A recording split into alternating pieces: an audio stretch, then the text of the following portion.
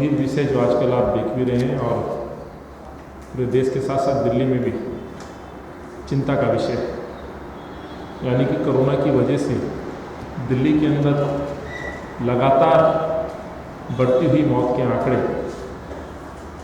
बढ़ते हुए मरीजों की संख्या आज तमाम दिल्ली वासियों को चिंतित कर रही है। दिल्ली मैं समझता हूँ विश्व के अंदर आज सबसे ज़्यादा प्रभावित वाला शहर बन गया, ना केवल देश में, पूरे विश्व में। यदि किसी के हम शहर की बात करें तो जिस शहर में लगभग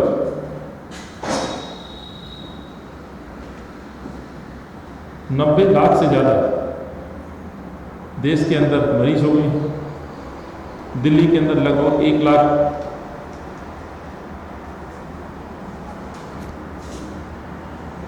देश के अंदर 1,31,000 से ज़्यादा मौतें हो चुकी हैं। दिल्ली में लगभग 5 लाख से ज़्यादा मरीज हो चुके हैं और अकेले नवंबर महीने में यदि हम मौतों की बात करें तो 1200 से ज़्यादा लगभग मौतें नवंबर महीने में हुई।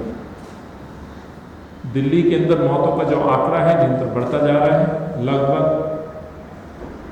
7,500 से ज़्यादा मौतें दिल्ली के अंदर हो चुकी हैं और ये आंकड़े घटने की बजाय निरंतर बढ़ते जा रहे हैं। यदि 1 नवंबर से हम 15 नवंबर के बीच की हम बात करें तो जो मृत्यु दर है प्रतिशत में हम बात करें तो लगभग 48% की बढ़ोतरी हुई। साथ ही जो आंकड़े हैं ये दर्शाते हैं कि किस तरह से दिल्ली के अंदर ये संक्रमण कोरोना भयंकर रूप अख्तियार कर चुका है और वहीं पे दिल्ली की सरकार और केंद्र की सरकार की जो व्यवस्थाएं हैं, जो मेडिकल सुविधाएं हैं या चिकित्सा के क्षेत्र में किए गए जो कार्य हैं पूरी तरह से विफल साबित होते नजर आते हैं। कई ऐसे प्रश्न हैं जो दिल्ली के मुख्यमंत्री अरविंद केजरीवाल साहब से दिल्ली के लोग पूछना चाहते हैं या उनके सवालों के उत्तर जानना चाहते हैं। दिल्ली के मुख्यमंत्री मोहल्ला क्लिनिक को लेकर पूरे विश्व के अंदर अपनी वाहवाही रोकने का काम किया करते थे और ये दावा किया करते थे कि मोहल्ला क्लिनिक एक उदाहरण है चिकित्सा के क्षेत्र में किए गए कार्यों। तो प्रश्न ये उठता है कि अब तक कोरोना को लेकर के ना तो मोहल्ला क्लिनिकों के अंदर कोई इलाज उपलब्ध हो पाया है, चाहे वो कैस की हम बात करें या आज निम्न तरह के किसी भी बुखार या निम्न तरह की किसी बीमारी को लेकर के वहाँ कोई इलाज उपलब्ध हो पा रहा है। दिल्ली के मुख्यमंत्री शुरुआत में ही ये बात कह चुके थे कि संक्रमण और कोरोना को लेकर के दिल्ली भगवान भरोसे, लेकिन बीच बीच में जिस तरह के बयान इनके मंत्रियों के और खुद के स्वयं केजरीवाल जी के बीच बीच में आते रहे, कहीं ना कहीं दिल्ली की जनता को गुमराह करने का काम ही करते रहे या अपनी कमियों पर पर्दा डालने का काम करते रहे। इस संक्रमण को लेकर के कांग्रेस पार्टी शुरुआत से ही, चाहे संक्रमण के द्वारा प्रभावित हुई हमारे मजदूर क्लास, गरीब लोग, पिछड़ा वर्ग, जितने लोग थे उनकी मदद के लिए कांग्रेस पार्टी आ गई। वहीं पर लगातार राहुल जी के नेतृत्व में केंद्र की सरकार और दिल्ली की सरकार को हम सुझाव देते रहे। 2 दिन पूर्व में देश के गृह मंत्री के साथ हुई मुलाकात अरविंद केजरीवाल जी की ये दर्शाती है कि कहीं ना कहीं अरविंद केजरीवाल जी ने इस बीमारी के खिलाफ जो युद्ध छेड़ा था उसमें उनकी पूरी तरह निश्चित तौर पर हार हुई है और इस हार का जिम्मेवार यदि कोई है तो दिल्ली के मुख्यमंत्री अरविंद केजरीवाल इस हार के लिए जिम्मेवार है। यदि ऐसा नहीं हुआ होता तो दिल्ली के संदर्भ में संक्रमण के खिलाफ जो हमने सजेशंस दिए थे, जो सुझाव दिए थे साथियों, यदि उनको मान लिया गया होता तो मैं समझता हूं इस बीमारी पर काफी हद तक रोकथाम लगाई जा सकती थी। आप लोगों के माध्यम से जो सूचना हमें मिली है कि अब ये सरकारों ने माना है कि संक्रमण के खिलाफ टेस्ट को बढ़ाना होगा, ये बात हम शुरुआत में कह चुके थे और उसका प्रमाण यह है कि हमने एक पत्र दिल्ली के मुख्यमंत्री को सुझाव के तौर पर लिखा था और सुझावों में एक सुझाव यह भी था कि प्रतिदिन शुरुआत में यदि 1 लाख मरीजों की टेस्टिंग की जाती तो मैं समझता हूं जो आज स्थिति आई है उस पर कंट्रोल या नियंत्रण किया जा सकता था। ये वो पत्र है साथियों जिसमें हमने बात दिल्ली के मुख्यमंत्री को लिखित तौर पर सुझाव के तौर पर प्रस्तुत की थी, लेकिन दिल्ली के मुख्यमंत्री ने वो बात नहीं मानी। अपनी हठधर्मिता की वजह से आज दिल्ली को आपने संक्रमण की इस आग में झोंकने का काम किया। तो सीधे तौर पर दिल्ली के मुख्यमंत्री इस बात के लिए जिम्मेवार है, ये साथी मैं कहना चाहता हूं। हमने कहा था कि आरटीपीसीआर टेस्ट की जब तक आप संख्या नहीं बढ़ाएंगे तो संक्रमण यूं ही बढ़ता रहेगा, और आज ये संक्रमण आप देखें लगभग हर 7वें घर के अंदर ये संक्रमण फैल चुका है। और ये हमने चेतावनी दी थी कि आप अपने ट्वीट या बयान आप जो जारी करते हैं, सच्चाई इसके विपरीत है। केजरीवाल जी के ट्वीट में, बयानों में एक रिक्वेस्ट दिखती है, लेकिन रिक्वेस्ट के माध्यम से संक्रमण के खिलाफ जंग नहीं जीती जा सकती। इसके खिलाफ आपको कुछ ठोस कदम, कठोर कदम, कुछ उपाय चिकित्सा के क्षेत्र में आप करने पड़ेंगे जिससे कि संक्रमण पर लगाम लगाई जा सके। हालांकि इनकी विफलता को लेकर के कई बार हम इनको आईना दिखा चुके थे। आईसीयू बेड की स्थिति खराब है, वेंटिलेटर्स है नहीं, ये बात हम नहीं, इन्होंने स्वीकार किया है, खुद से स्वीकार किया है। सर्वदलीय बैठक में भी जब हम लोग मिले थे तब भी इन्होंने बात स्वीकार की थी, तब भी हमने इनको आईना दिखाने का काम किया था। 2 निर्मित अस्पताल जो इनके संज्ञान में नहीं थे, आज उसमें जरूर इन्होंने मजबूरी में ओपीडी शुरू की है, लेकिन आज भी द्वारका के अंदर आज भी इंदिरा गांधी जी के नाम से अस्पताल तैयार है, आज तक भी उसकी शुरुआत ये लोग नहीं करा पाए हैं। तो ये भी एक बड़ी विफलता, एक बड़ी कमजोरी अरविंद केजरीवाल की मैं आपके समक्ष प्रस्तुत कर रहा हूं। आए दिन अरविंद केजरीवाल के साथियों नए नए बयान देते हैं। उनके मंत्रिमंडल के स्वास्थ्य मंत्री साहब सत्येंद्र जैन साहब, वो भी आए दिन नए नए बयान देते हैं। अभी जो वर्तमान में एक बयान जारी हुआ है, 16 नवंबर को स्वास्थ्य मंत्री जी कहते हैं लॉकडाउन नहीं होगा, लेकिन आज मुख्यमंत्री जी आंशिक लॉकडाउन का प्रस्ताव भेजते हैं।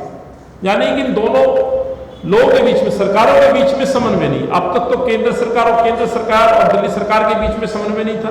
आज का ये बयान और 16 तारीख का सत्येंद्र जैन का बयान ये प्रदर्शित करता है कि इनका आपस में भी तालमेल नहीं है, इनकी आपस में भी कोई कोऑर्डिनेशन नहीं है। यदि ऐसा हुआ होता तो आज फिर वही विरोधाभास वाला बयान दिल्ली वासियों के सामने, जिसमें उन्होंने कहा है सत्येंद्र जैन के अनुसार कि तीसरा वेव जो है खत्म हो चुका है, इसलिए संक्रमण कम हो जाएगा, तीसरा वेव खत्म हो जाएगा। उसके विपरीत अगले ही दिन एक बयान और एक ऑर्डर भारत सरकार और दिल्ली सरकार के द्वारा, ये ऑर्डर की कॉपी है, जिसमें खुले तौर पर माना गया है कि इस तीसरे वेव की शुरुआत या तो नवंबर अंतिम हफ्ते में होगी या दिसंबर के प्रथम वीक में होगी। तो कौन सही है ये सरकार बताए। सत्येंद्र जैन का बयान, ये सरकार का ये ऑर्डर, जिसमें माना गया है कि अभी तक तीसरी वेव जो है नवंबर के आखिरी हफ्ते और दिसंबर के फर्स्ट वीक से शुरू होगी। तो ये भी हम आपको बताना चाहते हैं कि दिल्ली को गुमराह करने का काम निरंतर आम आदमी पार्टी की सरकार के मंत्री और उनके मुख्यमंत्री दोनों लोग कर रहे हैं। 17 तारीख को फिर बयान आता है तीसरा वेव खत्म नहीं हुआ, पीक चल गया है। ये बयान भी सत्येंद्र जैन साहब का है। 16 को वो खत्म बताते हैं, 17 को कहते हैं कि पीक पे चल रहा है। जबकि 13 नवंबर का जो मैंने आदेश आपको दिखाया, उसमें सीधे तौर पर दिसंबर फर्स्ट वीक और नवंबर अंतिम वीक को माना गया है कि इसमें तीसरी वेव जो है चरम पर होगी और खतरा और दिल्ली वासियों के लिए बढ़ेगा। सबसे महत्वपूर्ण ये साथियों की जो सत्येंद्र जैन साहब दावे कर रहे हैं कि संक्रमण कम हो रहा है, तीसरी वेव निकल चुकी है। आप देखेंगे 40% आरटीपीसीआर जो टेस्ट जिसके माध्यम से सही सटीक जानकारी जिसमें मिलती है कोविड-19 के मरीजों की, उसमें 40% की कटौती कर दी गई। यानी कि कहीं ना कहीं आंकड़ों के साथ खेलने की बाजीगरी अभी भी आम आदमी पार्टी कर रही है और लोगों की जान को जोखिम में डालने का काम कर रही है। ये जो आंकड़ों के साथ खेलना, संक्रमण को आंकड़ों से घटा करके दिखाना कि संक्रमण कम हो रहा है, ये बहुत ही घातक है। और मैं समझता हूं इससे पूर्व भी जो इसी तरह के आपने जो बयान जो आपने जारी किया था, उसका परिणाम है कि दिल्ली के अंदर संक्रमण बहुत ही घातक रूप में पहुंच चुका है। सत्येंद्र जैन साहब एक बात और कहते हैं कि आसपास के लोग आकर के दिल्ली में टेस्ट करा रहे हैं, जिसकी वजह से टेस्टों की संख्या डबल हो गई या मरीज ज्यादा बढ़ गए। मैं सत्येंद्र जैन साहब और मुख्यमंत्री से पूछना चाहता हूं कि दिल्ली के अंदर जो टेस्ट कराने की जो फीस आप ले रहे हैं, जो आपने तय की, वो 2400 रुपये तय की, जबकि बराबर के राज्यों में इससे कहीं सस्ती दर पर टेस्ट हो रहे हैं। तो फिर व्यक्ति दिल्ली आएगा क्या? और केवल अब ये दिल्ली के अंदर आप देखें, महाराष्ट्र में जिस तरह से टेस्ट की अमाउंट को, जो मूल्य है उसको घटाया गया, आप अभी तक 2400 रुपये वसूल रहे हैं। तो कहीं ना कहीं अभी भी टेस्ट के अभाव में बहुत सारे लोग अपने घरों में मौजूद हैं। जो संख्या आज संक्रमण की, इससे कहीं बड़ी तादाद में संक्रमित व्यक्ति आज दिल्ली में। तो अभी भी सत्येंद्र जैन साहब का ये कहना कि संक्रमण कम हो रहा है, इसके विपरीत आप 40% टेस्ट घटा देते हैं बढ़ाने की बजाय, तो कहीं ना कहीं सरकारें आंकड़े छुपा रही हैं अपनी इमेज बनाने के लिए, इस संक्रमण को और बढ़ावा देने इस तरह के बयानबाजी करके। साथ ही इस पूरे संक्रमण को लेकर के, रोकथाम को लेकर के जहां सरकारें विफल हुई हैं, कांग्रेस पार्टी निरंतर अपने सुझाव अरविंद केजरीवाल को देते रहे, भारत सरकार को देते रहे। जब ऑल पार्टी मीटिंग थी लेफ्टिनेंट गवर्नर साहब के, वहां भी हमने सुझाव दिए थे, देश के गृह मंत्री को भी सुझाव दिए थे। बावजूद उसके ये सरकारें अपनी मनमानी करने में लगी हुई हैं। ना किसी आदरपुरे से, ना किसी भागीदारी के तहत किसी व्यक्ति से, किसी संस्थाओं से उन्होंने विचार विमर्श किया हो। अरविंद केजरीवाल ने भगवान भरोसे इस बीमारी को रोकथाम के लिए छोड़ दिया है, लेकिन फिर भी हम कुछ सुझाव इस सरकार को देना चाहते हैं और कहना चाहते हैं कि आप इनमें अमल करें, जिससे कि इसको रोका जा सके। मैं इस बात को पुनः रिपीट करते हुए गुजारिश करना चाहता हूं कि दिल्ली के अंदर जब तक आप प्रतिदिन 1 लाख लोगों की स्क्रीनिंग या जांच नहीं कराएंगे, मैं समझता हूं इस पर लगाम लगाना आसान नहीं है। ये सुझाव हम सरकार के सामने रखते हैं और ये मांग करते हैं कि दिल्ली और केंद्र सरकार को तुरंत दोनों को मिलकर के दिल्ली वासियों को यदि बचाना है तो हर घर की जांच करें, और जांच मिनिमम 1 लाख टेस्ट यदि डेली किए जाए तो कहीं ना कहीं जो मरीज हैं, जो अभी संक्रमित हो चुके हैं, उनको आप ट्रैक करें, उनको इलाज प्रदान करें, उनको क्वारंटीन जाना है क्वारंटीन भेजिए, उनको यदि कहीं एडमिट होने की व्यवस्था की जाए तो उनको एडमिट किया जाए, जिससे कि बाकी लोगों को भी बचाया जा सकता है। ये भी हम सुझाव सरकार को देना चाहते हैं। कोरोना के टेस्ट को लेकर के जो दर आपने तय की हुई है 2400 रुपये, सरकार को हम ये मांग करते हैं और ये सुझाव के रूप में कहना चाहते हैं कि लोगों को ज्यादा मोटिवेट कीजिए, जिससे कि वो जांच करा पाए। आपने पूर्व में जो फैसला लिया था वो पूरी तरह से गलत साबित हुआ, जिसमें आपने कहा कि टेस्ट कराने की जरूरत नहीं है, क्वारंटीन रहिए, क्वारंटीन रहेंगे, कुछ दिनों बाद आप सही हो जाएंगे। ये बिल्कुल सरासर गलत साबित हुआ आपका फैसला, इसलिए आप टेस्ट कराने की सबको छूट दीजिए, इस अमाउंट को आप कम करिए, जिससे कि ज्यादा लोग आए, ज्यादा लोग टेस्ट कराएं। अपने आप को क्वारंटीन करने की आवश्यकता है, क्वारंटीन करने, लेकिन टेस्ट अनिवार्य करें और अनिवार्य के साथ साथ इसका अमाउंट भी घटाने का काम करें, ये मैं कहना चाहता हूं। साथियों, देखा होगा सरकार लोगों पे, जनता पे तो एक तरह से लापरवाही का आरोप लगाती है कि जनता लापरवाही हो गई, लापरवाह बन गए हैं। लेकिन प्रश्न ये भी उठता है, आपने देखा होगा दिल्ली के अंदर निरंतर जिस तरह से एमसीडी और दिल्ली सरकार के बीच में तनातनी चली, दिल्ली की सड़कों पर जिस तरह से गंदगी के अंबार लगे, पॉल्यूशन का लेवल जिस तरह से बढ़ा है, देश को और कुछ मिला हो या नहीं मिला हो, लेकिन दिल्ली को पूरे विश्व के अंदर में सबसे प्रदूषित शहर की उपाधि जरूर मिली, जिसका श्रेय भी अरविंद केजरीवाल को जाता है। और भाजपा की बैठी सरकार, निगम में बैठी सरकार बीजेपी को भी जाता है कि जो विश्व स्तरीय शहर था उसको आपने सबसे प्रदूषित शहर बना दिया।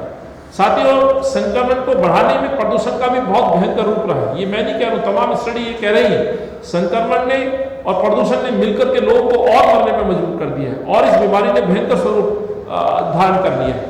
तो कहीं ना कहीं दिल्ली को जो सैनिटाइज करने की जो एक तरह से मुहिम होनी चाहिए थी, कहीं पे भी वो मुहिम छिड़ती दिखाई नहीं देती। एमसीडी के नेता, एमसीडी के कर्मचारी एक तरह से असहाय होकर घर बैठते हैं। दिल्ली के मुख्यमंत्री ने जनता को भगवान भरोसे छोड़ दिया है। तो हमारा ये सजेशंस भी और मांग भी है, दिल्ली के अंदर में नगर निगम के द्वारा दिल्ली की सड़कें हों, गलियां हों, दिल्ली के घर हों, सबको इस संक्रमण के खिलाफ स्वच्छता को अभियान छेड़ना चाहिए। मुझे याद आ जाता है अरविंद केजरीवाल जी और उनके मंत्री जापान की जो कुछ मशीनों को लेकर, दिखावों को लेकर के सड़कों पे उतरे थे। एक दिन के बाद वो मशीनें कहीं सड़क पे नहीं दिख रही। तो मैं पूछना चाहता हूं वो सैनिटाइजेशन ड्राइव आपने क्यों बंद कर दी? क्या संक्रमण खत्म हो गया? आज वो बड़ी बड़ी मशीनें जो आप सड़कों पे दिखाई देते थे, फोटो खिंचवाते थे, आज वो मशीनें कहाँ हैं? यानी कि आपने प्रॉपर जो सैनिटाइजेशन किया जाना चाहिए था, जापानी जो सैनिटाइजर मशीनें आपने फोटो खिंचवाने के लिए मंगाई थी, वो मशीनें कहाँ हैं? मैं समझता हूं उनको दोबारा से एक मुहिम, एक जंग के तहत सड़कों पर उतारा जाना चाहिए। जो संक्रमण एरिया हैं उनको पूरी तरह से प्रॉपर तरीके से उनको सैनिटाइजेशन कराया जाना चाहिए, ये भी हम सुझाव देना चाहते हैं। पब्लिक ट्रांसपोर्टेशन के अंदर खास तौर से दिल्ली सरकार विफल नजर आई है साथियों। अपने मुनाफे को लेकर के, कमाई को लेकर के लोगों की जान को आपने जोखिम में डाला है। खासतौर से मैं डीटीसी बसों की बात करूं, जहां पे सोशल डिस्टेंसिंग के नाम पर धज्जियां उड़ाई गई।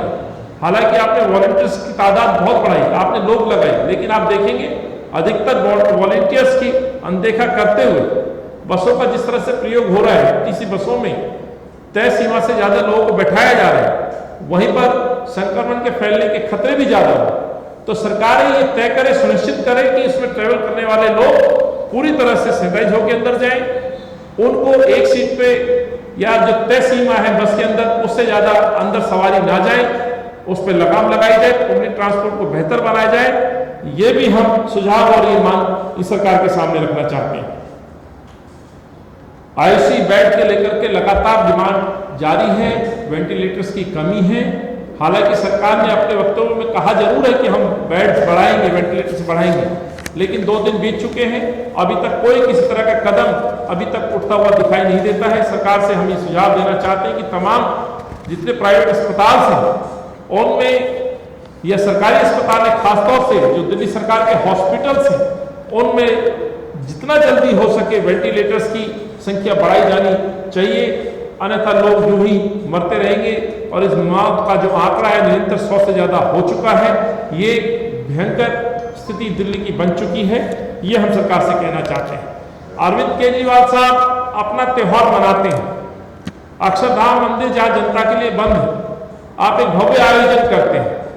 भव्य आयोजन में जिस तरह से सोशल डिस्टेंसिंग की धज्जियां उड़ाई गई, तो मैं इस सरकार से पूछना चाहता हूं, आप किस तरह का उदाहरण पेश कर रहे हैं? आप किस तरह की एक तस्वीर प्रस्तुत कर रहे हैं दिल्ली वासियों के लिए, युवाओं के लिए, जनता वासियों के लिए कि आप आखिर दिल्ली का मुख्यमंत्री स्वयं से इस तरह का जब आयोजन करता है तो छठ जैसे आयोजन के लिए फिर आप कैसे बैन लगा सकते हैं?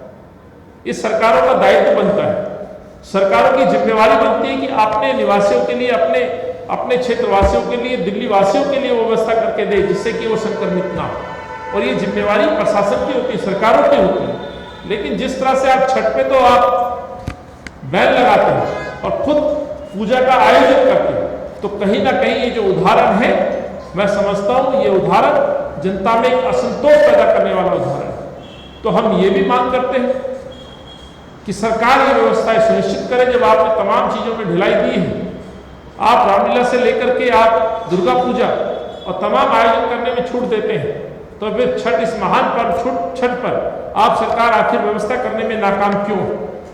क्या इनके लिए कोई एडवाइजरी जारी नहीं की जा सकती? क्या छठ मनाने को लेकर के क्या व्यवस्थाएं नहीं बनाई जा सकती? क्या हम छठधारी जो हैं, जो हमारे जो छठ पूजा का आयोजन करती संस्थाएं, क्या उनको हम विश्वास में लेकर के उनसे कुछ मदद लेकर के क्या कुछ ऐसे कुछ कायदे कानून या नियम तय नहीं कर सकते जिससे कि हम ये आयोजन कर पाए? तो कहीं ना कहीं यह भी प्रश्न उठता है कि अपने आयोजन के लिए आप आरती पूजन का आयोजन करते हैं, स्पेशल मंदिर को खुलवाने का काम करते हैं, दूसरी तरफ छठ को बैन करते हैं। ये सरकार की जिम्मेवारी बनती है, आप कायदे कानून बनाएं, उनके लिए कुछ एडवाइजरी जारी करें, लेकिन छठ का आयोजन उनकी मान्यताओं के अनुसार होना चाहिए। हम भी ये कहना चाहते हैं। एक बड़ा प्रश्न, लगातार अरविंद केजरीवाल साहब, याद होगा जब शीला जी मुख्यमंत्री थी तो बार बार एक बात कहा करते थे, जब शीला जी कहती थी कि केंद्र सरकार से मशवरे के बाद हम कदम उठाएंगे या कोई फैसला लेंगे या किसी में, क्योंकि यूनियन टेरिटरी है दिल्ली और उसके तहत जरूर सलाह मशवरा और बातचीत होती थी। लेकिन उस समय अरविंद केजरीवाल साहब लगातार शीला जी पे प्रश्न उठाया करते थे कि एक असहाय मुख्यमंत्री, आप मुझे मौका दीजिए। आज मैं पूछना चाहता हूं कि आप दिल्ली के मुख्यमंत्री हैं, फिर आप दिल्ली की जनता की आंखों में धूल झोंकने का काम क्यों कर रहे हैं? आप कहते हैं कि हमने केंद्र सरकार से अनुमति मांगी है, आप हर मामले में तो अनुमति नहीं लेते। आप जरा सी भी कोई बात होती तो स्पेशल विधानसभा का सत्र बुलाते हैं, एक दिन का सत्र बुलाते हैं। आखिर संक्रमण की रोकथाम को लेकर के आपने चर्चा के लिए सत्र क्यों नहीं बुलाते? आप क्यों राय नहीं लेते हैं, क्यों मशवरा नहीं लेते हैं? तो हम ये भी मांग करते हैं कि इसमें जो केंद्र दिल्ली सरकार जो है और अरविंद केजरीवाल साहब ये केंद्र पे अपनी जिम्मेवारी डालते हुए कि हम केंद्र सरकार से पूछेंगे, हम केंद्र सरकार से अनुमति लेंगे, इस तरह की जो बातें करके आप लोगों को गुमराह करने का काम कर रहे हैं। लोग असमंजस में है, असमंजस की स्थिति में है कि दिल्ली के अंदर क्या लॉकडाउन होगा नहीं होगा। सो ऐसी स्थिति को क्लियर करें।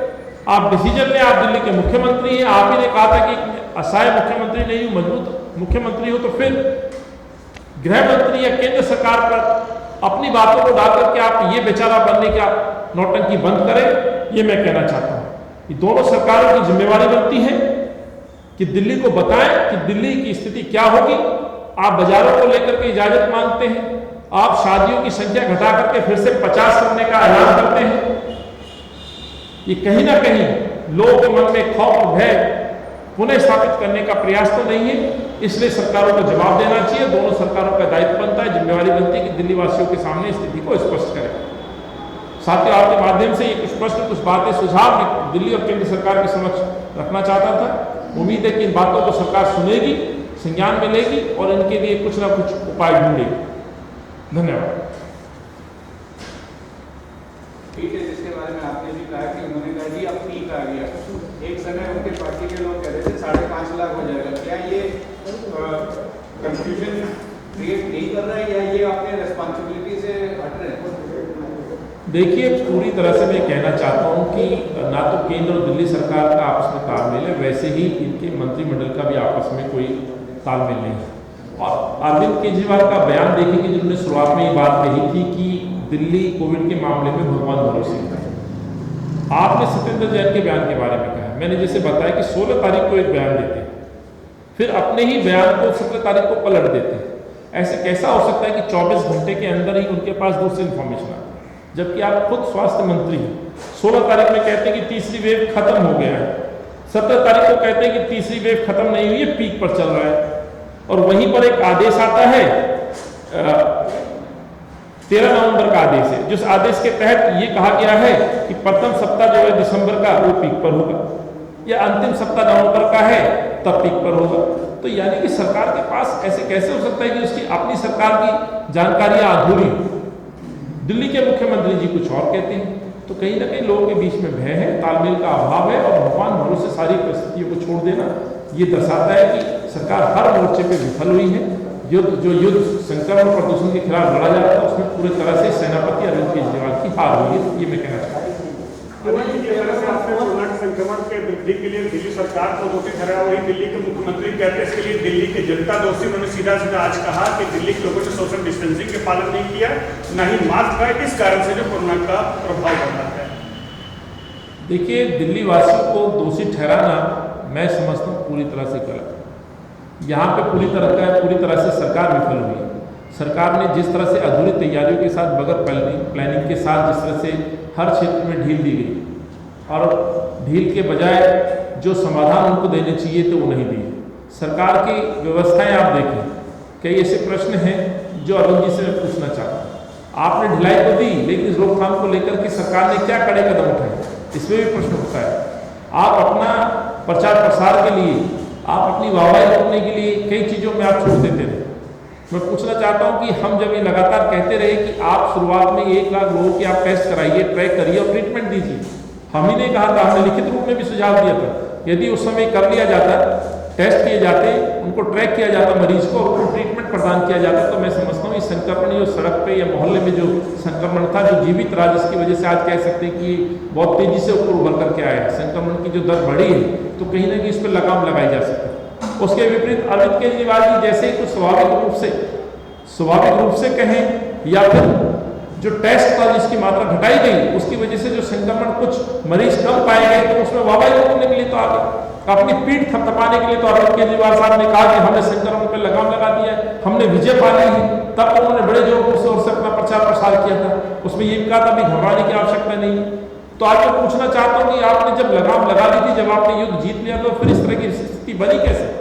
तो इसके लिए सीधे तौर पर अरविंद केजरीवाल साहब जिम्मेवार हैं। लोगों पे लापरवाही का आरोप लगाते हैं। अक्षरधाम मंदिर जो जनता के लिए बंद है, वो स्पेशल उनकी आरती के लिए खुलता है। आप अपना भव्य आयोजन करते हैं। इतने आयोजन में मैं समझता हूँ और बहुत सारे कदम उठाए जा सकते थे। इस तरह के आयोजनों से बेहतर होगा इस समय जहाँ पैसे का अभाव है, आप कहते हैं कि हमारे पास फंड नहीं है, तो ऐसे पैसे का दुरुपयोग कर रहे हैं आप। इस पैसे का सदुपयोग करते हैं, हजारों लोगों के टेस्ट किए जा सकते हैं, टेस्ट को बढ़ाया जा सकता है, अस्पतालों में बेड डाले जा सकते हैं, वेंटिलेटर की कमी है, आपके आईसीयू बेड्स की कमी है, और आप सीधा ठीकरा फोड़ते हैं फिर किसी और को। तो गेंद को एक पाले से दूसरे पाले में फेंकने की बजाय अपनी जिम्मेवारी को उन्होंने निभाना चाहिए, और पूरी तरह से अरविंद केजरीवाल इसमें विफल हुई है, मैं कहना चाहता हूँ। जी मेरा एक सवाल है, देखा बीते दिनों में जो दिल्ली की हालत हो रही थी, प्रदूषण दिन पे दिन बढ़ते जा रहा है, और वहीं देखा जो सोशल डिस्टेंस का पालन नहीं हो रहा, और कुछ देखा गया वहीं दिल्ली पुलिस ने प्रदूषण के कारण दिल्ली के वासियों पर मुकदमा भी दर्ज करा गया। क्या कहना चाहिए? देखिए, दिल्ली शहर को कुछ मिला या नहीं मिला, लेकिन दिल्ली को विश्व का सबसे प्रदूषित शहर होने का उपाधि मिली। दूसरा, विश्व के अंदर संक्रमण से सबसे ज्यादा जो प्रभावित शहर कोई बना तो दिल्ली। ये पिछले फरवरी से लेकर अब तक की दिल्ली की उपलब्धि है। इसमें जनता को दोष देना, इसमें पब्लिक को दोष देना, मैं समझता हूँ सरासर गलत है। इसके लिए कोई यदि जिम्मेवार है तो दिल्ली के मुख्यमंत्री जिम्मेवार है, जिन्होंने चुनाव प्रचार प्रसार के दौरान ये दिल्ली वासियों को वादा दिया था कि दिल्ली को विस्तृत शहर बनाएंगे, दिल्ली को प्रदूषण मुक्त बनाएंगे, दिल्ली को बीमारी रहित बनाएंगे, दिल्ली को इस तरह का शहर बनाएंगे जिसकी पहचान विश्व में हिंदुस्तान की राजधानी के तौर पर होगी। लेकिन मिला क्या? सबसे प्रदूषित शहर, सबसे संक्रमित शहर, सबसे ज्यादा मौतें दिल्ली में, सबसे ज्यादा संक्रमित लोग दिल्ली में। यह दर्शाता है कि दिल्ली के मुख्यमंत्री ने दिल्ली को लेकर के कोई प्लानिंग नहीं की। यह दर्शाता है, ये आंकड़े बताते हैं कि दिल्ली की जनता की सुरक्षा के लिए अरविंद केजरीवाल ने कोई काम नहीं किया। ये आंकड़े बताते हैं कि अरविंद केजरीवाल छुप के डर के अपने घर बैठ गए। ये आंकड़े बताते हैं कि अरविंद केजरीवाल केवल दिल्ली के लोगों को red light on, engine of के माध्यम से सिर्फ अपना चेहरा चमकाने में लगे हुए। चेहरा चमकाने की बजाय दिल्ली वासियों को समाधान देते, इलाज देते, उपाय देते, तो मैं समझता हूँ शहर को, ये बदनाम शहर बनाने से रोका जा सकता था। इस शहर की जो खूबसूरती थी, जो विस्तृत शहर था, वो शायद बचाया जा सकता था, जो कि आज पूरे विश्व के अंदर सबसे प्रदूषित और सबसे संक्रमित शहरों में जाना जा रहा है।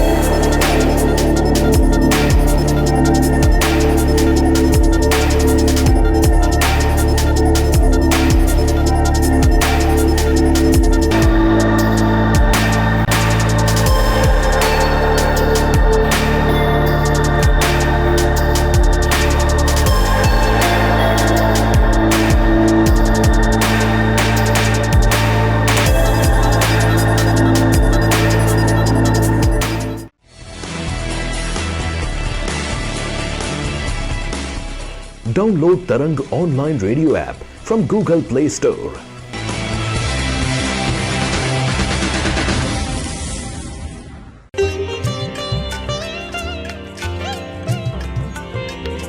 You are listening to Tarang Devotional Online Radio.